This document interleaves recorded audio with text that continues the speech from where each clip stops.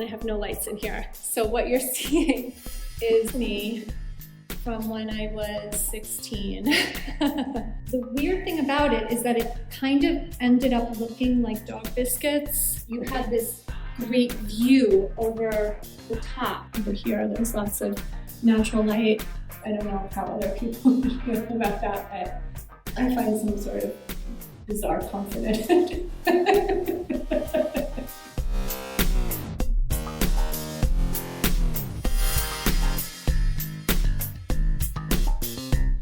Hi, I'm Elisabeth. I am the owner of Spratts Factory. This is our home and our location, and I'm gonna give you a little tour of the house today. Okay, so we're gonna start in the kitchen. We bought this place in 2010, and when we bought it, it was already like a flat. So when we renovated it in 2016, we tore everything out. So it was just one big open space. And when you kind of tear everything out, you get ideas. What I was most interested in when we renovated was, this is a former Victorian factory. It was a dog biscuit factory. And I loved the utilitarian nature of the building. And I wanted to make sure that when we renovated it and we rebuilt it, that it felt purposeful and utilitarian and practical and not fancy at all. So I really kind of followed the William Morris aesthetic, which is do not have anything in your home that you do not find to be useful or beautiful. And I kind of went with that. So when we did the kitchen, you can see that the kitchen cabinets, they're not painted. This is plain MDF. So when you go into a kitchen and the cabinet doors are all sprayed a certain color, this is what's underneath, which is just moisture resistant MDF that's green. We were working with the color green because I just love plants, and it felt like a really kind of alive and yet neutral color to bring into the project. And we just shellacked these MDF cabinets. So not only did it save us a ton of money, but it really worked with the aesthetic of what it just happened to come together and click. So all of the floors here, this is quarter sawn oak flooring, and it runs throughout the whole space. And my husband has an architectural salvage company. It's called Encore Reclamation, and he was able to source all of the timber in the space. So the ceiling joists, none of this is original, although it's made to look original. It was all reclaimed from other jobs. The lighting as well in the kitchen, this is all from our company. It's another way that we were able to do this in a more cost-effective way. The countertops are all reclaimed sapele. This is all new tiling here, but this is Victorian fireplace tiles, so those are also reclaimed. I had this thing when we did the kitchen. I don't know why I did not want wall cabinets. I just felt like I wanted an open space here. So we wrapped our cabinets around both sides of this island. So we have a little bit more storage there, and then we have floor to ceiling cabinets over here. But I really wanted this to be an open space. So that's how we designed that. Coming through into the main space. So when we moved in, this is kind of looked like this. So there's actually not so much that we did in here. We put in these industrial pipes, which are actually from a neighbor somewhere else in the factory. They were redoing their property is at the same time as us, and they were putting in traditional radiators. We were taking traditional radiators out and we swapped them over. So we have these very industrial pipes. The inspiration for these pipes is the Tate Modern switch house. So they have all of these radiators in the floors, which I'll show you in other rooms of the house, and they have these exposed pipes, and we really liked that. It felt like it's in keeping with the building. I imagined, when this building was first built, they weren't taking their time putting in fancy radiators. They would have just had some sort of practical heating solution, if they had that at all. I don't even know. So we have double height windows, which let in lots of natural light, which is very nice for our shoot today because the power is out and I have no lights in here. So what you're seeing is what it looks like at around midday on a kind of sunny/cloudy day. Okay, so I'm going to show you around some of the furniture. Most of it is from eBay.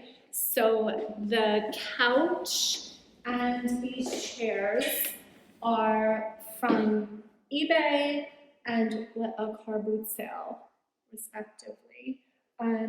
We made this table ourselves, again, from just things that we had from our own architectural salvage company. The bookcase, eBay, this table.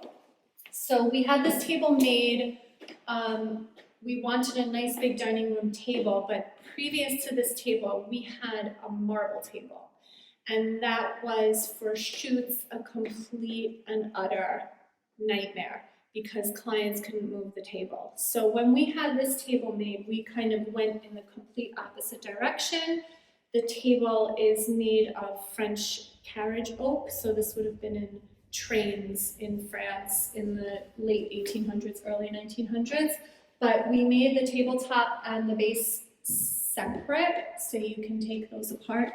And the base is on wheels. So even though the table is very large, I think it's 3 meters long, you can easily move it around. So we did that because we just think it's easier for clients to be able to come in here and move things around as easily as possible. The chaise longue is my neighbor gave it to me. And these chairs here, again, these are eBay. And the green chair over here is also given to us from a neighbor who was moving. And the haberdasher's cabinet, so this is like a kind of ultra rare version of a haberdasher's cabinet because it's double width. And the day that we moved in here, our neighbor next door was getting ready to renovate their own property, and they introduced themselves to us and welcomed us into the building by offering to sell it to us. And they got us at a weak moment, and we bought it that day. And it was the first piece of furniture that we had here, and we really love it so much. This is a dental cabinet. Again, I think somebody just gave this to my husband through his business. Somebody was doing a clear out of an office space, and they gave him this dental cabinet. He gave it to me for Christmas, and I really am obsessed with it. This Spratts sign is one of the original signs from the factory, and it was a housewarming gift from our friends who bought it weirdly in Seattle. And they sent it to us when we moved in here. And then the other Spratts sign, which is under the stairs, we got this from a car boot sale. These Humpty Dumptys were charity boxes. So they used to be on the street, and then you can put coins in his mouth, and we fill it up and we empty it once a year, and we make the kids package up all the coins and then they can buy something with it. That's me from when I was 16. A friend drew that of me, and that is me as well from around that time. This little divot in the floor here this is an original Victorian floor. As I said, it's quarter sawn oak. It comes from a building in Chelsea called Cheney Walk. It was originally in their banqueting hall. And there's these little brass circles in the floor, and those were originally plug sockets from when electricity first came into use. The plug sockets were in the floor and rather than on the wall. Okay, I'll take you upstairs and show you the rest of the house.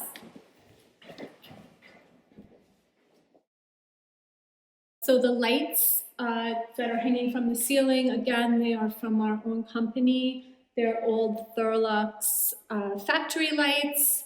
And the gauge on the wall is the same, something that my husband picked up as part of his workday from a demolition site. And he brought it home and stuck it on the wall. It doesn't work or anything, but it looks kind of cool. It looks like it's part of the original building. So what I'll start with up here is the walkway. So when we moved in here, there was a walkway here. It was much narrower. And one of the aspects of the property that my architect really wanted to work on was to bring everything into proportion so that based off of the size of the windows, everything else kind of made sense based off of that. So one example of that is that we have these larger doors. They're not just regular domestic sized doors. So the other thing that we did was we widened this walkway, and I really wanted to try to let as much light through as we could. So when you get perforated metal made, you pay for the number of laser cuts. And I had wanted circles, and the cheapest cut is a line. So we ended up halfway between a circle and a line. And the weird thing about it is that it kind of ended up looking like dog biscuits, which is a weird thing because we're in a former dog biscuit factory, but it wasn't on purpose. And it's funny how many people ask me if we meant to have a dog biscuit pattern. We didn't, but it kind of is a dog biscuit pattern. So I'll take you into the master bedroom now. So when we moved in here, this wasn't a room at all. This was an open space. So it looked out over, and there was a railing here, and it used to be my husband's office, and you had this great view over the top from this very high height.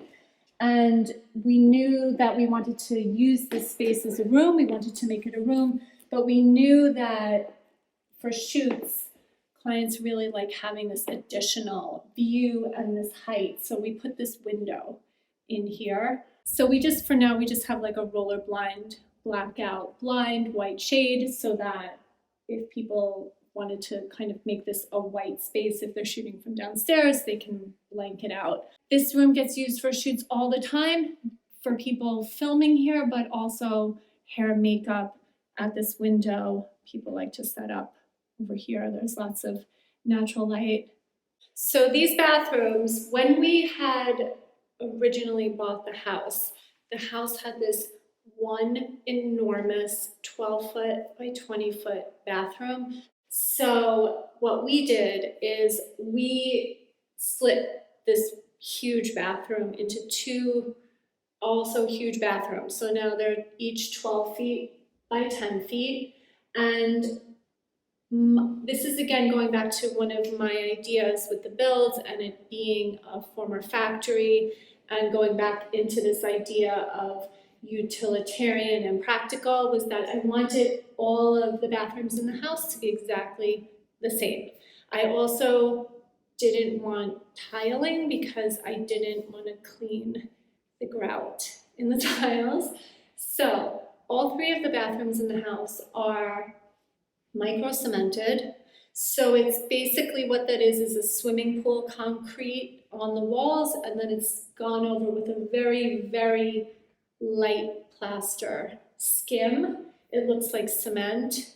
All of the bathrooms are the same. They have the same showers, they have the same fixtures, they have the same toilets, sinks, cabinets, and this little bit of tiles around the mirror, because I couldn't imagine a factory building having different bathrooms. So it was really important to me that all of the bathrooms were exactly the same. So now we're in the other bathroom. So this bathroom was the second part of the original 12-foot by 20-foot bathroom. It's on the other side of the wall of the bathroom we just talked about. This is technically the master bathroom. My children actually have the master bedroom and the ensuite master bathroom.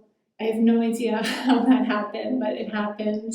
Again, like I said, I really like this utilitarian, practical, nothing fancy look, and I'm happy with it. I like having 3 exactly the same bathrooms. I don't know how other people would feel about that, but I find some sort of bizarre comfort in it. This is for us as our home. This is the family room. But again, for shoots, this room gets used a lot. So this room we originally had built so that on shoot days, we would kind of have some place to stick ourselves. And as it ended up, so many clients love shooting in this room that we've given that over to clients also.